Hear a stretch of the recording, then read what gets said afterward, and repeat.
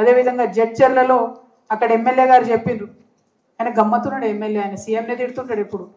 అయితే ఆయన ఎలక్షన్లలో చెప్పిండు కొల్లూరు మండలం గెలిచినాక 24 గంటలలో తెస్తా అన్నాడట. మరి ఏమైనా జడ్చర్ల ఎమ్మెల్యే గారు 24 గంటలు అయిందో లేదో ఆలోచన చేసుకొని తొందరగా కొల్లూరు మండలం తేవాలని చెప్పి డిమాండ్ చేస్తున్నాం. ఏదైతే 100 పడకల హాస్పిటల్ను మీరు 50 పడకలకు మార్చిండ్రో దాన్ని తిరిగి 100 పడకలు చేయాలి. అక్కడ మహిళలకు సపరేట్గా అవకాశం సౌలత్ కల్పించాలి. ఒక యువ గిరిజన రైతు చనిపోయిండు, ఆలోచన చేసి కాంపెన్సేషన్ ఇవ్వాలని కోరుతా ఉన్నా. ఇక ఈ సెజ్జు ముచ్చటనైతే రోజు వింటాం మేము హైదరాబాద్లో.